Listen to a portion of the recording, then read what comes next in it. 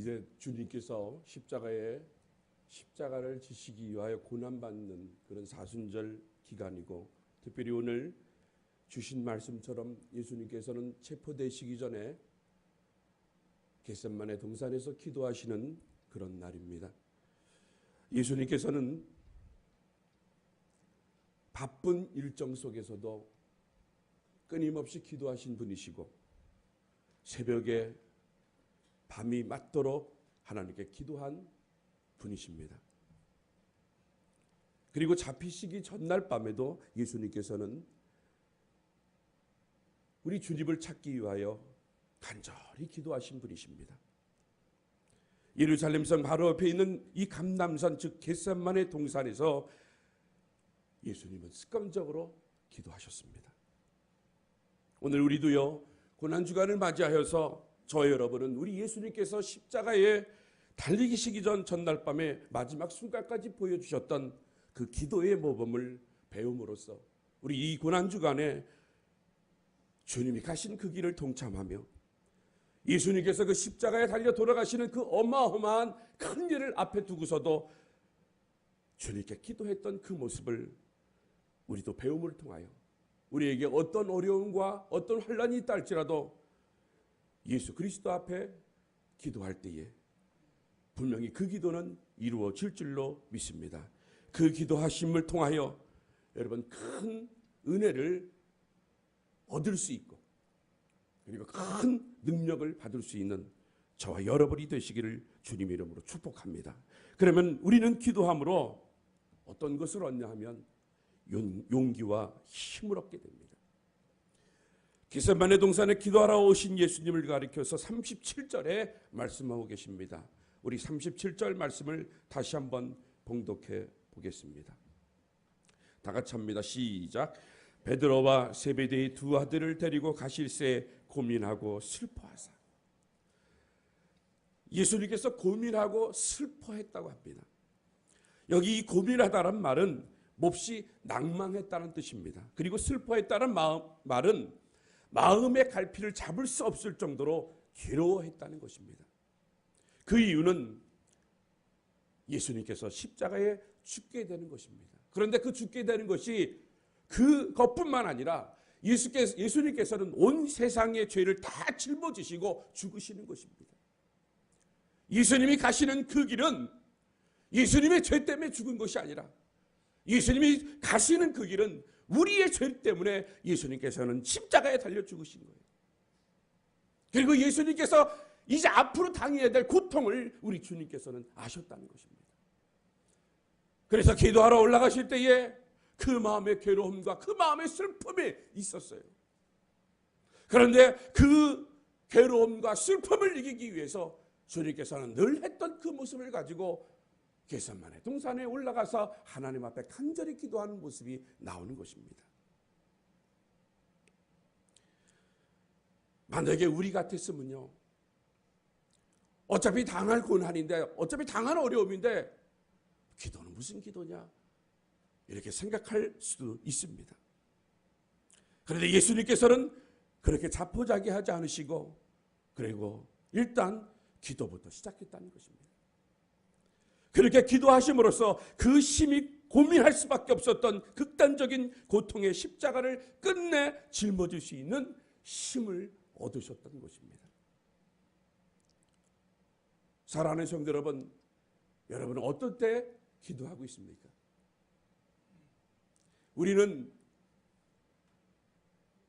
우리에게 조금 어려움이 있으면 기도하겠다는 마음은 가집니다. 하지만 그 환난이 너무 힘들고 그리고 내가 당하고 있는 이 고통이 계속 오래되면 우리는 자신이 기도에 대하여 일찍 낙심하기 쉽습니다. 다시 말해서 이 일은 기도해보면 해결될 길이 있겠다라고 여겨질 때는 기도하지만 그 일만큼은 아무리 기도해봐야 별 수 없겠다고 스스로 판단을 내리게 되면 그 문제에 대하여 기도드리기를 이미 포기해버립니다. 지금 이 세계는요, 모두가 경제 불황에 닥쳐 있습니다. 그래서 우리 신업인 선교회에서 모여서 이런 얘기 저런 얘기 하다 보면 지금처럼 사업하기가 어려울 때가 없을 정도로 지금은 극심한 어려운 상황이라고 합니다. 그런데 이럴 때일수록 우리는 기도해야 한다는 것이에요. 이런 경우일수록 당장 기도부터 시작해야 하며 기도부터 더욱 열심히 해야만 합니다. 우리에게 이제 더 이상 기도 드리지 않아도 상관없는 때는 없습니다. 끝까지 주님을 믿고 기도하는 그런 사람이 되어야 한다는 것입니다. 여러분이 사랑하는 남편이, 여러분이 사랑하는 아내가, 그리고 여러분 사랑하는 자식이, 그리고 내 주위에 있는 친인척들이 예수를 안 믿는다 할지라도, 정말 예수 믿을 가망이 눈꽃만큼도 없어진다 할지라도 그래도 그들의 영혼을 위하여 여러분 기도하시기를 바랍니다. 또한 내 병든 형제가 있습니다. 우리 성도 중에 병을 앓고 있는 성도가 있습니다. 아무리 가망 없다고 사망 선고 같은 진단을 내린다 할지라도 우리는 그 생명을 위해서, 그 성도를 위해서 끊임없이 기도할 때에 하나님께서는 분명히 놀라운 역사를 우리들에게 부어주실 줄로 믿습니다. 여러분 사업이 힘듭니까? 여러분 앞길에 비전이 없습니까? 그러나 포기하지 마세요. 포기하지 마시고 우리 주님께서 겟세마네 동산에서 그렇게 보여주셨던 그 기도, 포기하지 않으시고 끝까지 기도했던 그 모습을 보여주신 것처럼 우리들도 큰 환난 가운데서 주님이 보여주신 그 기도를 우리가 배움을 통하여 우리도 끝까지 기도하면 예수님께서 그 십자가에 달려 돌아가신 그 힘을 얻은 것처럼 우리들도 모든 문제에서 힘을 얻어 용기를 얻어 그 모든 어려움을 극복해 나갈 줄로 믿습니다. 바로 우리가 기도하면 하나님께서는 우리들에게 용기와 힘을 주십니다. 그러므로 여러분 사순절 이 특별 새벽 기도회 때 여러분들이 살아가야 할 그 인생의 그 용기를 얻으시고 힘을 얻으시는 놀라운 축복의 역사가 있기를 주님의 이름으로 축복합니다. 두 번째로요, 우리는 기도함으로 시험을 미리 피할 수 있게 됩니다. 여러분 따라하시길 바랍니다. 시험을 미리 피할 수 있게 됩니다. 자, 오늘 본문 37절과 38절에 보면 예수께서는 특별히 베드로와 세베대의 두 아들을 말합니다. 즉 야고보와 요한을 향하여 말씀하십니다. 너희는 여기 머물러 나와 함께 끼어 있으라 하셨습니다. 그리고 나를 위하여 기도하라고 말씀하셨어요. 예수님께서 이렇게 제자들을 데리고 간 이유가 그곳에서 그냥 앉아서 잡담이나 하라는 것이 아닙니다. 내가 기도하고 있는데 혹시 들짐승이 와가지고 나를 해야 할지 모르니까 나를 좀 지켜주라고 이야기하는 것이 아닙니다. 그들이 동행한 목적은 이런 어려울 때 주님을 위하여 같이 기도하자라는 그 당부의 말씀을 하고 있기 때문에 그들을 데리고 간 거예요. 예수님께서는 그 고민스러운 심정으로 기도하시면서 그날 밤만큼은 제자들도 깨어서 같이 기도해 줄 것을 바라셨던 것입니다. 하지만 우리가 잘 아는 대로 그 제자들은 예수님의 그 합심 기도에 그 요청에 응하지를 못했습니다. 할만하시거든 이 잔을 내게서 지나가게 하옵소서라고 간절히 기도하신 후에 제자들에게 돌아오신 주님께서는 그 제자들 모두가 곤히 잠들어 있는 것을 보게 됩니다. 예수님께서 지금 고민하여 죽게 될 정도로 고통스러운 심정이었는데 땀방울이 피가 되도록 하나님 앞에 간절히 기도했는데 이 제자들은요, 그 예수님의 십자가는 전혀 자기네 일이 아닌 것으로만 여겨고 있었던 것입니다. 우리 40절 말씀을 한번 한 목소리로 봉독하도록 하겠습니다. 다 같이 봉독합니다. 시작. 제자들에게 오사 그 자는 것을 보시고 베드로에게 말씀하시되 너희가 나와 함께 1시간 동안도 이렇게 깨어 있을 수 없더냐. 자, 여기 보니까 1시 동안이라고 말합니다. 여러분 문자적으로 해석해 보면요, 1시간 동안 예수님께서 제자들에게 반하시는 것은 너희들이 밤새도록 나를 위해서 기도하라는 것이 아니라 정말 나를 위해서 1시 동안만 기도해 주면 안 되겠냐. 지금 예수님은 죽을 정도로 고민스러우셨는데 예수님의 마음이 이런 제자들의 모습을 때 얼마나 더 섭섭하고 아프시겠습니까? 너희가 나와 함께 1시간 동안도 이렇게 깨어있을 수 없더냐. 주님께서 탄식하시면서 말씀하십니다. 사랑하는 성도 여러분, 우리에게는 물론 각자 개인의 기도 시간이 있어야 하지만 때로는 함께 기도하는 시간이 필요합니다. 그리고 같이 기도해야만이 해결될 수 있는 문제들이 있습니다. 서로를 위하여 기도드리는 가운데 피차 그 위로를 받을 수 있는 일들도 교회 생활에서 많이 생기기 때문입니다. 야고보서 5장 16절에 말씀하십니다. 의인의 간구는 역사하는 힘이 많다고 말씀하셨어요. 여러분, 누가의 기도가 역사하는 힘이 많다고요? 의인의 기도는 역사하는 힘이 많다고 말씀하셨어요.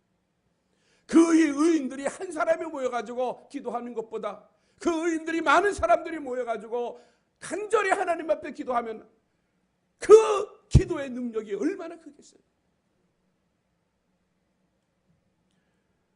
사도행전 12장 5절에 보니까 베드로가 옥에 갇혀 있을 때에 그 베드로를 위하여 교회는 그를 위하여 간절히 하나님께 빌었습니다.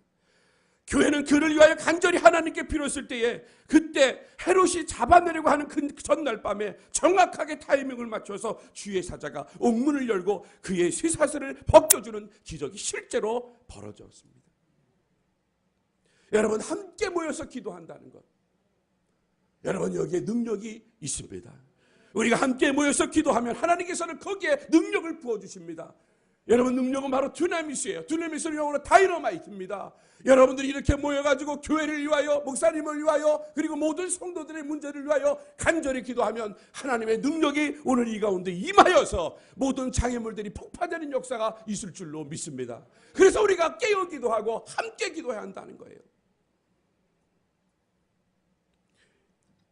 이제 금요 철야를 이제 사순절 특별 새벽 기도를 마치면 이제 금요 기도가 들어옵니다. 제가 여기 우이제일교회에 이제 9년째 시작돼요. 횟수로 10년입니다. 그런데 감사한 것은요, 사순절 특별 새벽 기도에 시작하기 그 뒤에 금요 기도에 무려 96명이 함께 모여서 하나님 앞에 기도했어요. 여러분, 96명이 올라갔다는 건요, 제가 여기 의제일교회에 있고서 처음인 것 같아요. 90명대의 마의벽을 돌파를 했어요. 그때 찬송하는 모습, 그때 기도하는 모습을 보니까 정말 하나님께서 보시기에 너무나 아름다운 모습들이에요. 두 손 들고 찬송을 하고 두 손 들고 기도하고 하나님 앞에 간절히 기도하는 모습을 봅니다.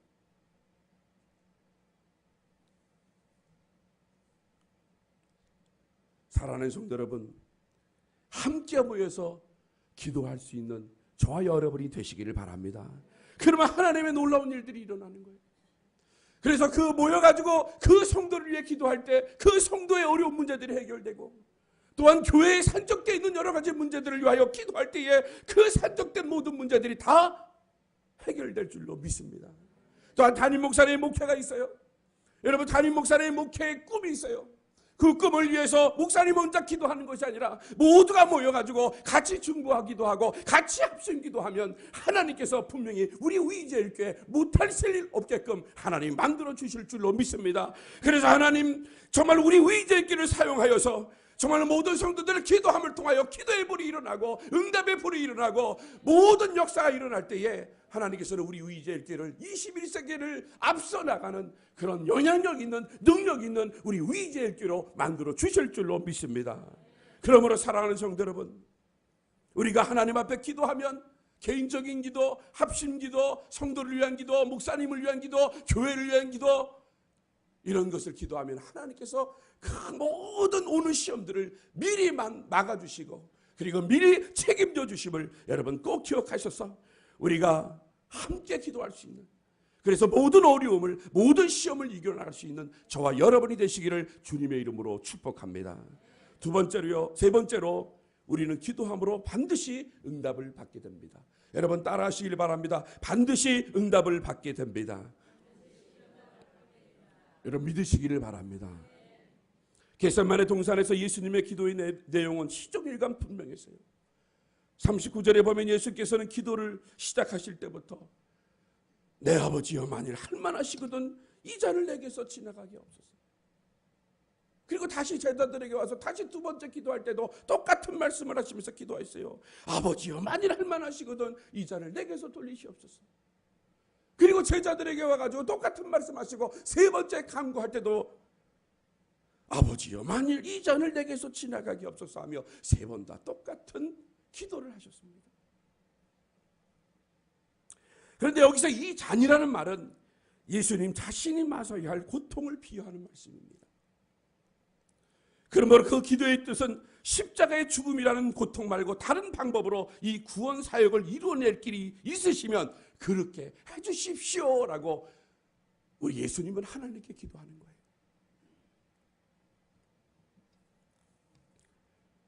그러면 여러분, 그 예수님의 기도는 과연 어떻게 응답되었습니까? 정말 이 잔이 예수님께서 져야 될 이 잔이 돌림을 받았어요? 아닙니다. 성부 하나님께서는 그 잔이 예수님에게 지나가도록 허락해 주시지 않으셨습니다. 그 대신에 예수님의 기도 중에서 나의 원대로 마옵시고 아버지의 원대로 하옵소서 하며 기도대로 응답하셨어요. 즉 예수님께서는 하나님께서 원하신 그대로 십자가의 고난의 잔을 마시게 되셨던 것이었습니다. 그렇다면 예수님의 기도는 일단 응답받지 못한 기도인 것 같습니다. 기도하는 본인이 원하는 대로 되어야 응답받았다고 생각하는 사람이 우리의 상식입니다. 예수님의 기도는 분명히 응답되지 못한 셈이었습니다. 하지만 이 점에 대하여 히브리서에 어떻게 기록되어 있냐면요, 히브리서 5장 7절부터 9절은 하나님의 놀라운 말씀을 기록되고 있습니다. 우리 히브리서 5장 7절 우리 한번 다 같이 한 목소리를 봉독합니다. 시작. 그는 육체에 계실 때에 자기를 죽음에서 능히 구원하실 이에게 심한 통곡과 눈물로 간구와 소원을 올렸고 그의 경외하심을 인하여 들으심을 얻었느니라. 여러분, 겟세마네 동산에서 예수님께서 심한 통곡과 눈물로 올린 그 예수님의 기도는 들으심을 얻었다는 거예요. 우리 주님께서 그 기도를 들으셨다는 것입니다. 도대체 어떻게 응답받았다는 말씀입니까? 바로 8절과 9절에 이어지고 있습니다. 우리 한번 다시 우리 8절과 9절 말씀을 우리 한 목소리로 우리 봉독하도록 하겠습니다. 자막이 안 나오면 제가 봉독해 드리겠습니다. 그가 아들이라도 받으신 고난으로 순종함을 배워서 온전하게 되었은즉 자기를 순종하는 모든 자에게 영원한 구원의 근원이 되시고 라고 증거하고 있습니다. 예수님께서 십자가의 고난받게 하시는 그 하나님의 뜻에 순종함을 통해서 인간의 구원을 성취하신 그 자체가 바로 예수님의 기도를 들으셨다는 것이에요. 다시 한번 얘기하면 하나님의 뜻이 어디 있는 것인가? 자기의 뜻보다 하나님의 뜻이 어디 있는 것을 분명히 말씀하시고 하나님의 뜻은 이 잔을 돌리지 않고 십자가에서 죽으시라는 것이 바로 하나님의 뜻이기 때문에 그 하나님 말씀에 순종했다는 거예요. 하나님께서는 우리의 기도에 대하여 때로는 예수로 응답하십니다. 그래, 내가 네 기도를 들어주겠다. 네가 새벽마다, 네가 철야 때마다, 네가 예배 때마다 간절히 기도했던 것을 내가 들어주겠다. 그래, 예수. 그렇게 말씀하십니다. 그러나 때로는 하나님께서는 노로 말씀하세요. 그건 안 된다. 그거는 네 뜻이지, 그건 내 뜻이 아니다.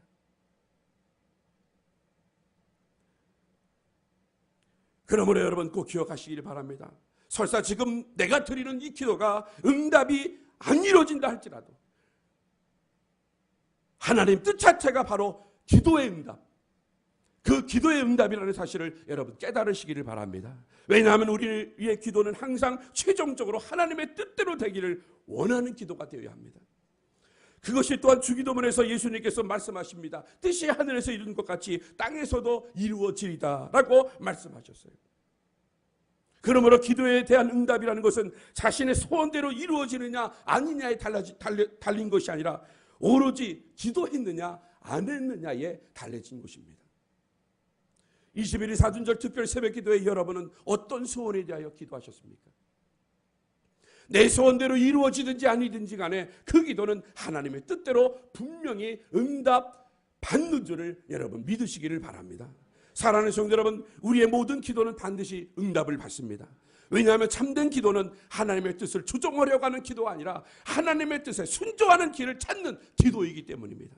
기도만 드리면 저와 여러분의 모든 사사건건 그리고 오로지 아버지의 원대로 즉 우리보다 훨씬 더 높고 깊으신 하나님의 뜻을 따라 해결되고야 만다는 것을 여러분 꼭 기억하시기를 바랍니다. 그러므로 우리가 가난해도 그 가난 가운데 기도드리는 가운데 계속 가난하면, 우리가 약한 상황 가운데서 그 약한 상황 가운데서 기도드려도 그 병이 계속 낫지 않으면, 우리가 아무리 못난 인생을 살고 있어도 그 어려움이 기도드리는 가운데 계속되는 것이라면 저와 여러분은 바로 하나님 뜻 안에서 가난하고 하나님 뜻 안에서 약하고 하나님 뜻 안에서 잠시 시험의 순간을 지나간다는 사실을 꼭 기억하셔서 이 모든 것들이 하나님의 뜻임을 여러분 꼭 기억하시기를 바랍니다. 그러면 그 후에 우리가 참고 그리고 끝까지 하나님 앞에 기도하면 결국 모든 것이 하나님의 선하신 뜻대로 완벽한 응답을 받게 되는 것을 꼭 체험하는 성도님들이 되시기를 바랍니다. 사랑하는 성도 여러분, 원로 목사님께서 하신 말씀이 기억납니다. 기도하지 않고 교회 일 하겠다고 나서는 교인처럼 무서운 사람은 없다고 말씀하셨어요. 성도는 아무리 불가피해 보이는 어려움이 코앞에 닥친다 할지라도요, 포기하지 마시고 무조건 기도하시길 바랍니다. 교회와 성도를 위한 기도를 마치 자기 일처럼 여기고 수시로 모여서 함께 기도하는 것을 최우선으로 삼으시기를 바랍니다. 설사 내 소원대로 이루어지는 것이 없다 할지라도 하나님의 뜻이 땅에 이루어지도록 기도함으로써 성도의 모든 기도는 반드시 응답되고야만 한다는 사실을 여러분 꼭 기억하시기를 바랍니다. 교회와 성도에게 문제가 생긴다면 그 문제는 기도하지 않은 데서 시작되는 것이 틀림없습니다. 기도하지 않으면 우리에게는 끊임없는 시험들, 온갖 환난밖에 달리 찾아올 길이 없어요. 하지만 기도하면 당장은 그 일이 우리 눈에 응답되지 않게 보인다 할지라도 그 모든 것이 결국에 가서는 다 하나님의 뜻대로 이루어지고 마는 것을 반드시 체험하게 될 것입니다. 어려울 때일수록 기도하시기를 바랍니다. 시험이 닥치기 전에 미리 모여서 함께 기도하시기를 바랍니다. 자신의 인생과 이 교회 합날을 통하여 오로지 하나님의 크신 뜻을 이루어가는 성도님이 되시기를 바랍니다. 겟세마네 동산에서 예수님께서 우리들에게 보여주신 것처럼 우리들도 포기하지 마시고 끝까지 하나님의 뜻을 따라 순종하고 그 순종하신 대로 삶 가운데 그대로 나아갈 때 하나님께서는 분명히 여러분들의 기도를 들어주시고 이 땅에 하나님의 뜻대로 여러분들에게 응답해 주신다는 거예요. 그러면 그것을 감사하시고 그것을 붙잡고 그것을 향하여 전진해 나감으로 말미암아 여러분 삶 가운데 놀라운 축복의 역사가 있기를 주님의 이름으로 축복합니다. 기도하겠습니다.